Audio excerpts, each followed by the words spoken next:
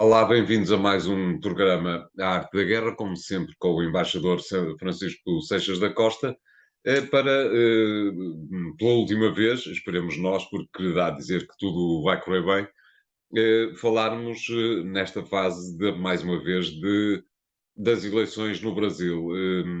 Jair Bolsonaro demorou quase 3 dias a reagir à derrota que resultou da segunda volta das eleições. Um minuto e meio é normalmente o tempo que decorre entre o anúncio do resultado de umas eleições e o derrotado dar os parabéns ao vencedor. Demorou um bocadinho mais. Como é que vê, embaixador, aquilo que se passou nos últimos 3 dias no Brasil? Bom, Bolsonaro não chegou sequer a dar os parabéns É ao verdade, não chegou a dar os parabéns. É verdade. apenas agradeceu aos seus apoiantes, constatando, digamos, o forte apoio que teve nesta segunda volta, e vale a pena dizê-lo que foram mais 7 milhões de votos do que teve na primeira volta, o que é muito significativo e permite análises de natureza política relativamente àquilo que foi a deslocação dos votos dos outros candidatos para além de Lula. E encarregou o chefe da Casa Civil de anunciar que ia proceder à transição. Isto denota uma postura relativamente similar à de Trump, isto é, o não reconhecimento objetivo da derrota, isto é, para não desmobilizar aquilo que foram os seus apoiantes, e em particular nós constatamos que após as eleições houve uma ocupação de estradas brasileiras praticamente em todos os estados brasileiros por parte de camionistas e pessoas que não queriam aceitar a derrota e que basicamente consideram, alguns com indício, com a noção de que poderia ter havido fraude, embora não haja nenhum elemento que aponte nesse sentido. Mas a maioria, no sentido de dizer que estas eleições, em que foram vencidas, que foram ganhas por um candidato que vem da cadeia, ou que tinha estado na cadeia, e que estava desqualificado, e cuja candidatura foi permitida pelos órgãos judiciais, eh, é uma vitória que muita gente não reconhece. Muita gente não reconhece, e mais do que isso, a ideia de ligar Lula à corrupção e de ligar uma certa ilegitimidade à sua presença no ato eleitoral é uma ideia que está presente, eu não diria em metade do Brasil, porque as pessoas que votam Bolsonaro nem todas pensam dessa maneira, mas em largos setores da sociedade brasileira. O que nos conduz a um Brasil eh, muito tenso, muito crispado, que vai ser muito difícil conseguir dar a volta a isto para um sentido de normalidade. Eu diria, Ingovernável, portanto. não sei, porque a governabilidade tem a ver essencialmente, no caso do novo presidente, na capacidade de atuar junto com aquilo que são os poderes instituídos no quadro da Câmara de Deputados e no Senado. E aí, verdadeiramente, neste momento, estes dois órgãos são dominados por forças,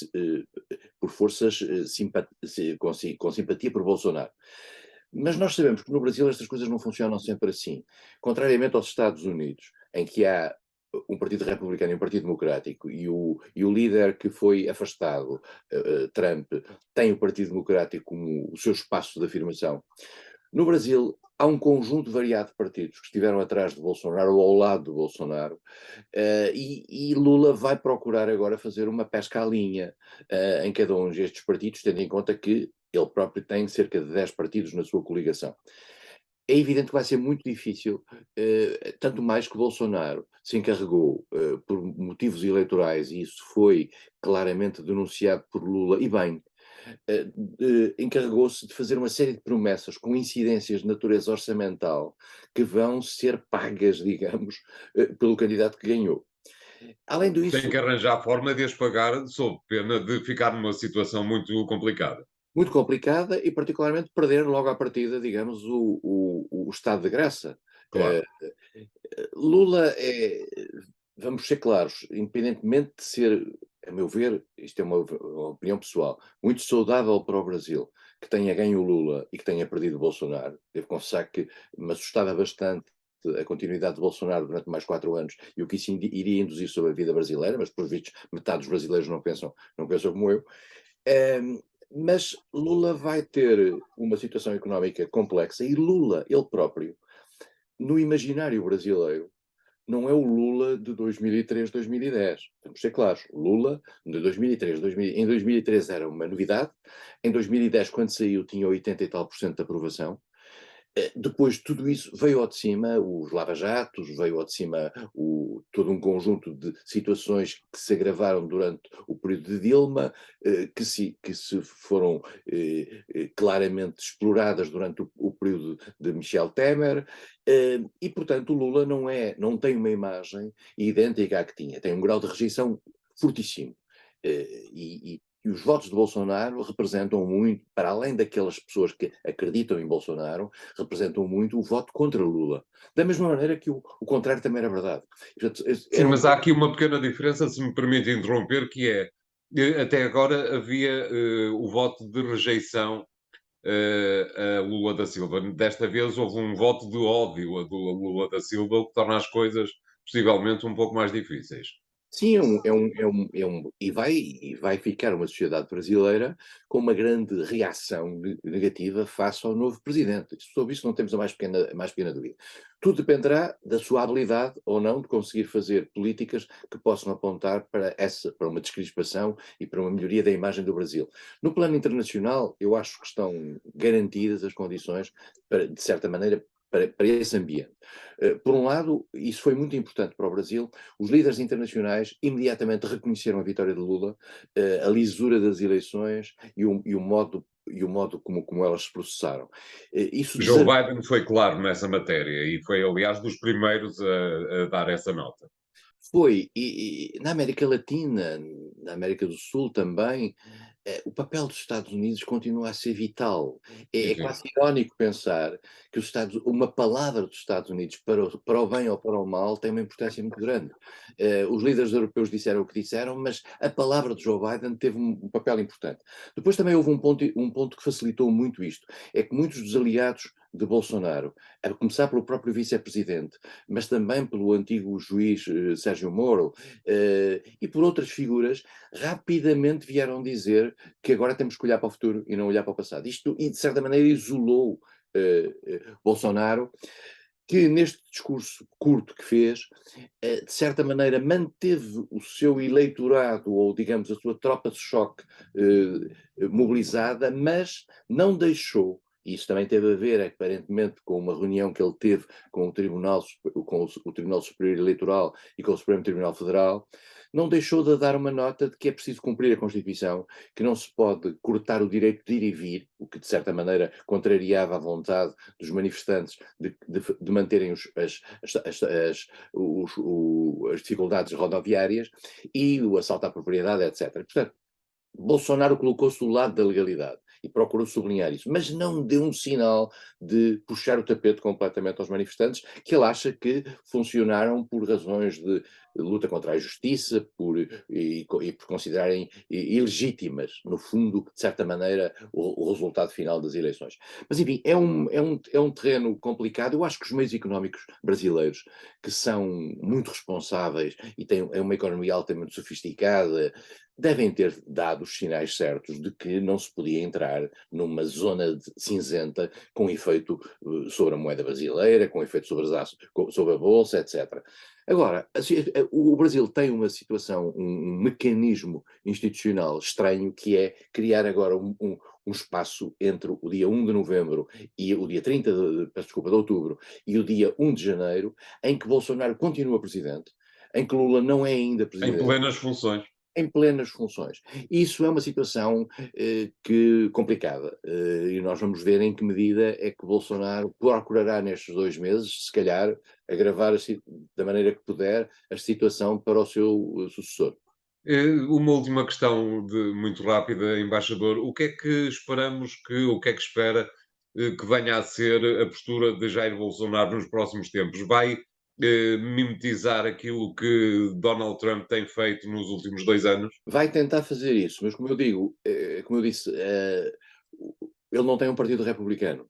tem uma amálgama de diferentes partidos, alguns dos quais irão ser capturados pela máquina política de Lula, e ser-lhe-á muito difícil, particularmente sem ter nenhum mandato. Ele não tem nenhum mandato, ele é uma figura livre, digamos.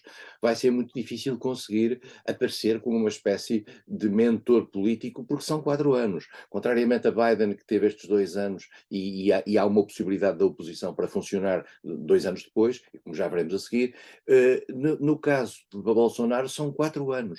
E são 4 anos irreversíveis, não há nada a meio que possa alterar isto. Portanto, vai ser muito complicado. Mas a situação para Lula também não é fácil, porque o aparelho político, a situação económica, inclusive à escala mundial, não é a mesma. E Lula vai ter aí alguns desafios. Há 2 desafios já agora que eu gostava de sublinhar no plano externo.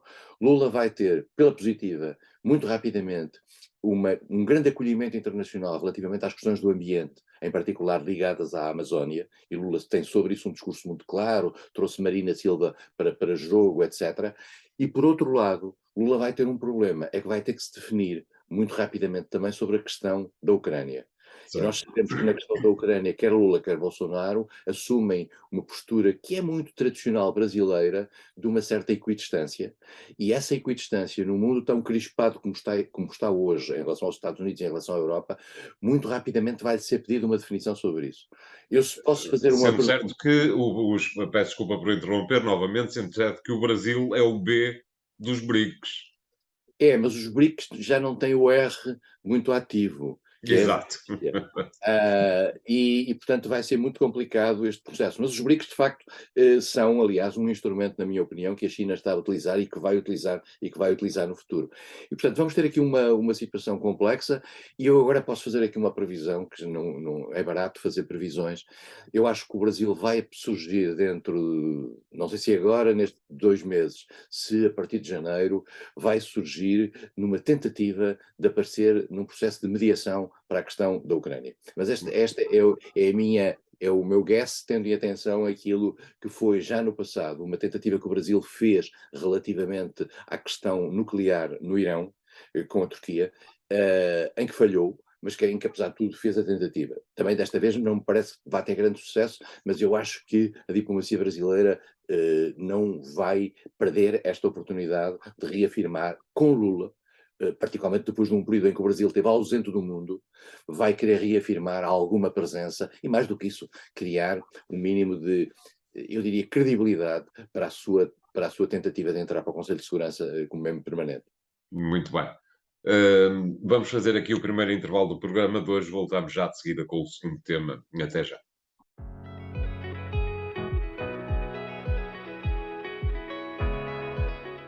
Bem-vindos à segunda parte de Arte da Guerra, para pegarmos num tema já muito sumariamente aflorado na primeira parte do programa, que tem exatamente a ver com as intercalares nos Estados Unidos que decorrem a 8 de novembro. Aparentemente, os republicanos, embaixador, os democratas estão mais ou menos em pânico. Estão estão neste momento em discussão os lugares, 435 lugares, para a Câmara dos Representantes. Eu sublinho sempre isto porque normalmente as coisas não aparecem sublinhadas. A Câmara Exato. dos Representantes, isto é, a Câmara de Deputados, é eleita de 2 em 2 anos. Não é de 4 Da em 4, é totalidade. da totalidade. E, portanto, de 2 em 2 anos há eleições, o que faz com que, digamos, os deputados estejam eles próprios sempre com a necessidade de se mostrarem perante o seu eleitorado para garantirem a sua continuidade ou ganharem novos postos. Depois haverá 35 lugares no Senado. O Senado tem 100 lugares. O Senado é presidido pelo vice-presidente da República, e é eleito um terço do Senado, ou praticamente um terço do Senado, é eleito de todos estes 2 anos. Convém dizer também que nos Estados Unidos as eleições têm lugar todos os 2 anos e têm lugar todos os anos pares, têm lugar na primeira terça-feira, mais próxima da primeira segunda-feira de todos os anos pares. E, portanto, estamos no dia 8 será essa primeira terça-feira, depois da primeira segunda-feira. E, portanto, estas eleições no fundo, acabam sempre. É um sistema que os americanos têm de, depois de elegerem o presidente, 2 anos depois está tudo outra vez, digamos, em ebulição. O que significa que se a ação do presidente não foi suficientemente importante ou suficientemente relevante para que o eleitorado se sinta disposto a votar nos candidatos que o presidente acolhe, o Presidente tem imediatamente a seguir os órgãos institucionais, Câmara de Representantes, portanto os deputados, e o Senado, digamos, na mão da oposição. Foi isso que aconteceu com Obama e é isso que tudo indica que vai acontecer com Biden. Isto tem consequências muito, muito importantes, porque torna nos 2 anos seguintes praticamente impossível ou muito difícil a um presidente prosseguir na sua agenda legislativa, que é aquela que, no fundo, vai ou pode garantir a sua possibilidade de reeleição daqui a 2 anos. Claro. Nós não sabemos se Biden vai ser reeleito ou não, se quer ser. Biden já disse que quer ser candidato, mas há um grande movimento nos democratas no sentido de Biden sair. Biden é uma pessoa para quem, no qual o efeito da idade começa a ter visíveis consequências, nomeadamente em algumas gafes públicas, mas também não apareceram até agora, digamos, candidatos alternativos. Biden não Pelo preparou contrário, não é? Kamala Harris acabou praticamente por eclipsar-se quando parecia há 2 anos que seria a futura candidata. parecia, mas, por exemplo, Kamala Harris não quis tomar em continuidade o dossiê da imigração, que ela sabia que é um dossiê tóxico e difícil de gerir, e Exato. afastou-se relativamente a isso. E tem estado praticamente na sombra. E, portanto, não parece ser a candidata possível para uma nova cara. Mas, portanto, o que se passa neste momento é parece que a Câmara dos Representantes está perdida para os democratas, esse parece que é um ponto claro. Põe-se na dúvida sobre se o Senado o estará também. Mas os sinais são mais negativos para os democratas do que positivos. Eu gostava só de dizer o seguinte: uma eventual vitória dos republicanos no quadro legislativo vai com certeza levá-los a pôr em cima da mesa a sua agenda mais ou menos radical, dependendo dos setores. E essa agenda tem a baixa do imposto sobre as empresas, que tinha sido criado por Biden e que os republicanos não gostam. Vai ter uma diminuição dos encargos que o Estado tinha criado relativamente às alterações climáticas. Vai acabar com as leis a lei que Biden tinha criado para ajudar ao fim dos empréstimos dos estudantes, que é muito importante no quadro americano. Vai ter uma tentativa de reversão, ou pelo menos impossibilidade de Biden levar a cabo aquilo que é muito importante para ele, particularmente para a esquerda do partido, que é a reversão das consequências da decisão do Tribunal Federal relativamente ao aborto, que é algo que é muito importante. Nós sabemos que houve uma reversão de uma decisão do Tribunal Federal que permitiu que agora todos os Estados, cada Estado, decida em relação ao aborto. Biden estava a tentar encontrar uma maneira de fazer uma codificação nacional no sentido da autorização do aborto. E os republicanos são absolutamente contra isto e vão provavelmente inviabilizar esta linha. E depois são as duas questões, eu diria, securitárias. A questão da imigração, que ao que parece realmente evoluiu mal durante o período de Biden, tem havido um aumento imenso da imigração, nomeadamente da fronteira mexicana, e a questão da ordem pública. A criminalidade subiu e, como é normal no discurso mais conservador, os republicanos pedem mais polícia, pedem mais ação policial, e nós sabemos que, em particular depois daqueles incidentes do Black Lives Matter, há uma reação em setores democráticos no sentido de evitar uma cultura securitária que possa funcionar, como quase sempre acontece, em relação aos mais pobres e aos mais negros, onde se verificam casos de criminalidade acentuada. E, portanto, há aqui uma contradição. Biden está, de certo modo, refém de uma certa ala mais liberal na expressão americana, que é diferente da expressão Exato. europeia. Liberal nos Estados Unidos significa mais à esquerda, na Europa significa o que é.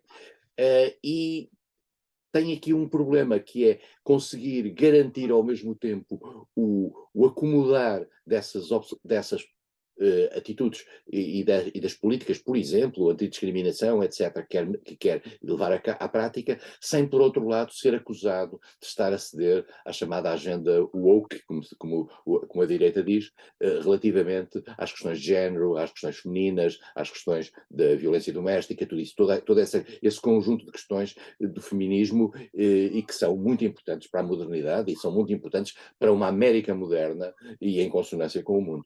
Claro. Para uma resposta rápida, embaixador, a ideia com que eu fiquei depois de ler a autobiografia de Barack Obama é que parece mais fácil a quem está na Casa Branca conseguir compromissos que permitem o continuar da governação com o Senado. É mais fácil com o Senado que com a Câmara dos Representantes, até porque, desde logo, os senadores são só 100 e a Câmara dos Representantes são 435. Tem ideia que isto é assim, quer dizer, um bloqueio na Câmara dos Representantes é mais lesivo dos interesses de quem está na Casa Branca que um bloqueio no Senado? No processo legislativo, há momentos em que Tem que passar pelos dois. dos dois lados bloqueia. Mas no Senado, além de. Você tem razão, e no caso de Joe Biden tem uma movimentação e uma tramitação no Senado própria, e por outro lado, o Senado tem uma maior estabilidade. Os senadores são eleitos por 6 anos. E isso garante alguma maior previsibilidade nessa matéria. A Câmara dos Representantes, porque está precisamente nesta rotação de 2 em 2 anos, vive muito marcada pelas agendas do imediato e torna-se muito mais imprevisível e muito difícil de gerir. Biden teve a sorte de ter uma Câmara ativa e que eu diria que foi ela própria, num certo momento, a cara da oposição a Trump. E ele herdou um pouco isso. Mas, de facto, o deslizar da votação em relação à sua Câmara dos Representantes é imenso. No Senado, além disso, tem o presidente do Senado, ou a presidente do Senado, que é o vice-presidente, para fazer essa diferença. Mas costuma ser mais fácil gerir o Senado, embora também no Senado exista um processo, que é o filibuster, que é um mecanismo que existe para tentar inviabilizar determinado tipo de votações que funcionem ao contrário. Isso às vezes é utilizado dentro do Senado e não existe isso na Câmara dos Representantes. Exatamente. Muito bem, vamos fazer aqui o segundo intervalo do programa de hoje. Voltamos já de seguida com o último tema. Até já.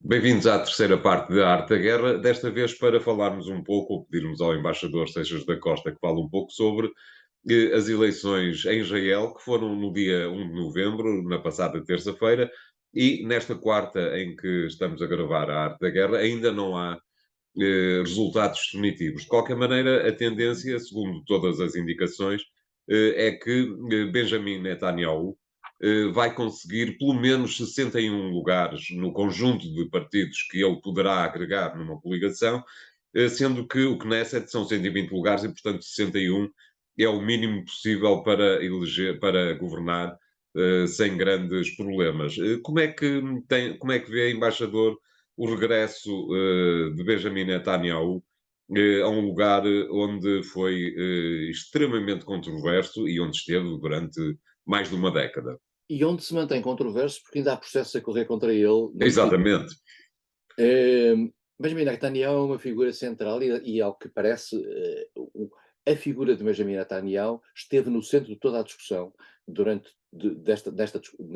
nesta campanha. Esta campanha, convém dizer, é a quinta eleição entre as Era o que eu ia dizer, esteve nesta campanha como esteve nas 4 anteriores, não é? É extraordinário. Este governo que vai agora aparentemente sair, é um governo que foi feito para tirar Netanyahu.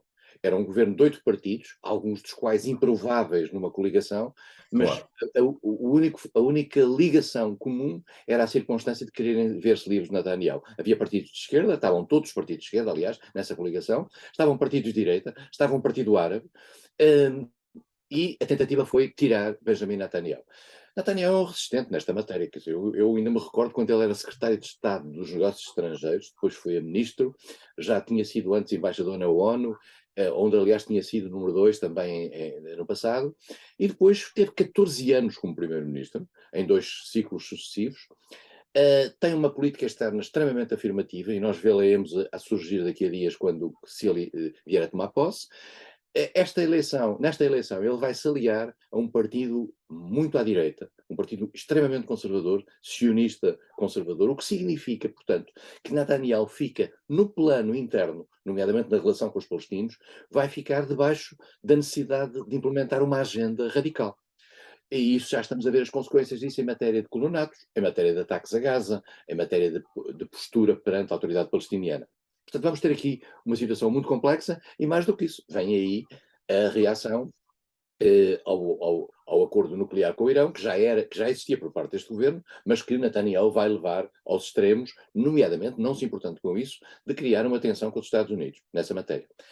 Depois, vamos ter aqui o desmantelar, não sei se o desmantelar, mas pelo menos uma gestão muito complexa, daquilo que foi uma política externa, eu diria serena e com algum sentido de responsabilidade, feito pelo governo de Lapid, que vai acabar agora. A criação dos chamados Acordos de Abraão, com as relações criadas com vários países árabes mais moderados ou que se tornaram moderados neste processo, é muito importante, mas também as relações com a Turquia, uma própria adormecimento das tensões com a União Europeia e mesmo com os Estados Unidos, quer dizer, são elementos muito positivos a crédito deste governo que agora sai. E este acordo, peço desculpa por interromper, este acordo que tem dias com o Líbano relativamente às fronteiras Fronteiras marítimas, marítimas. e que Netanyahu já disse que não é um acordo, mas sim uma capitulação de Israel. Portanto, vamos entrar em mais um ciclo de Israel nesta matéria. E convém dizer porque é que isto acontece desta maneira, porque é que há esta instabilidade, António. Vale a pena olhar para um pequeníssimo pormenor da Constituição israelita que dá estes ciclos muito curtos. A Constituição israelita permite que qualquer partido com mais de 3,25% dos votos entre para o Knesset. Eu uma vez estive em Israel e tive uma conversa com uma senhora, que era uma senhora americana, que tinha ido viver para Israel, e que disse uma coisa que me explicou tudo. Ela disse-me, eu em Israel consigo o que não consigo nos Estados Unidos, que é que a minha voz seja ouvida. Há 36 partidos a disputar estas eleições, creio que são 36. Os 36 partidos são partidos com causas específicas, muito próprias. E, portanto, cada eleitor de cada um desses partidos pressente que tem ali a possibilidade de levar à prática a sua vontade perante uma situação concreta. Coisa que num país como os Estados Unidos, ela pode ser republicana ou pode ser democrata, mas não consegue transferir para ali a sua vontade. Ali não, ali consegue ter um partido de causas. E, portanto, nós temos hoje 36 partidos, eu não diria que todos são partidos de causas, mas há para aí 30 são partidos de causas, que ao conseguirem, precisamente por esta peculiaridade de natureza eleitoral, de 3,25% dos votos permitir a entrada para o Knesset, conseguem levar para ali as suas agendas. E, portanto, é um partido, eu diria que até sob o ponto de vista democrático é mais democrático, só que é ingerível sob o ponto de Claro. vista parlamentar e de construção de governos de coligação.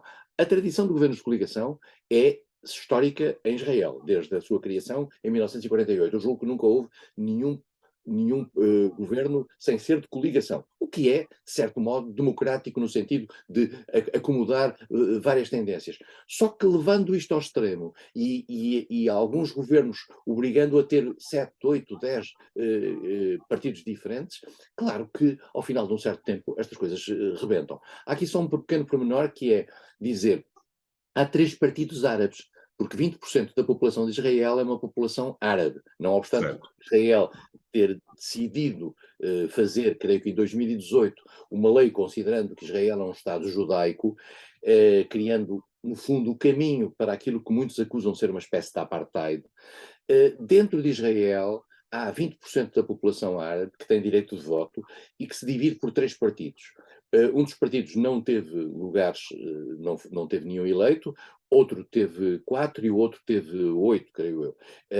E estes partidos eh, têm uma relação com os outros partidos israelitas, propriamente dito, complexa. Porquê? Porque muita da agenda dos partidos israelitas é feita contra os palestinos e é feita pela discriminação, precisamente, da outra realidade. E, portanto, para um partido árabe aparecer ligado, e foi a primeira vez que aconteceu, foi neste governo, aparecer ligado a um conjunto de partidos nos quais há uma agenda, eu diria anti-árabe, vamos ser claros, é não só digamos, um pouco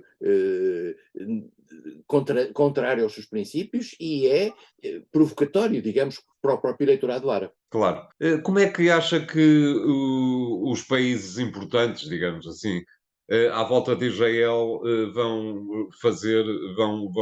colocar-se relativamente ao regresso de Netanyahu, nomeadamente no que tem a ver com o Egito, sendo que o Egito tem uma larga preponderância, desde logo na faixa de Gaza, e tem sido um dos países que tem conseguido, de alguma forma, ser influente relativamente aos palestinianos e mesmo à forma como a Palestina tem lidado, digamos, com Israel. Parece-lhe que, embaixador Netanyahu, vai conseguir estragar esta postura dialogante que tem havido entre o Egito e Israel e o Egito e a Palestina?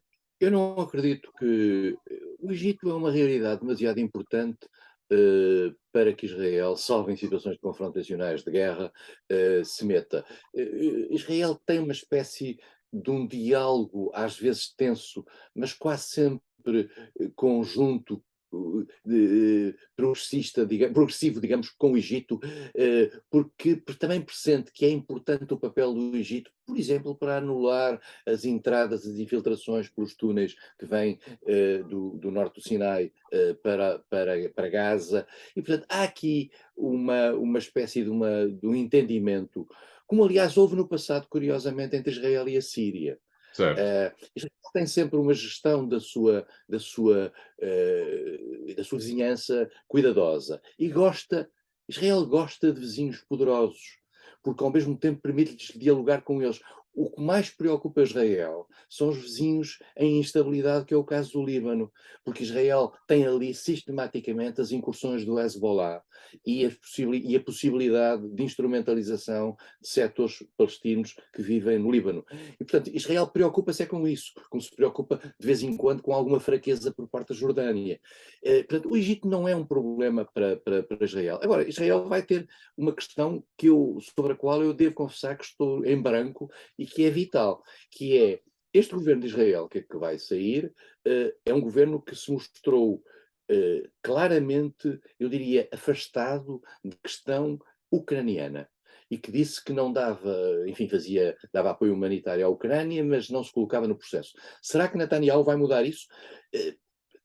Em princípio, não, porque tendo em atenção que isto é uma política nacional e que tem muito a ver com a presença de muita gente vinda da Rússia no Estado de Israel e também com alguma ligação que Israel tem, algum diálogo que Israel tem com a Rússia na questão da Síria. E, portanto, mas vamos ver se Netanyahu vai mudar esta postura, porque se Netanyahu mudasse esta postura num sentido mais favorável à causa ucraniana, a opinião pública americana, a europeia também, mas de forma menos importante, a opinião pública americana sentir-se-ia muito grata e estaria preparada para, digamos, lhe facilitar outros interesses no quadro de natureza bilateral. claro. Muito bem, obrigado, embaixador. O programa Arte da Guerra fica hoje por aqui. Continua a acompanhar este e outros temas nos podcasts e nos vídeos que encontra nos sites e nas redes sociais do Jornal Económico. Até para a semana.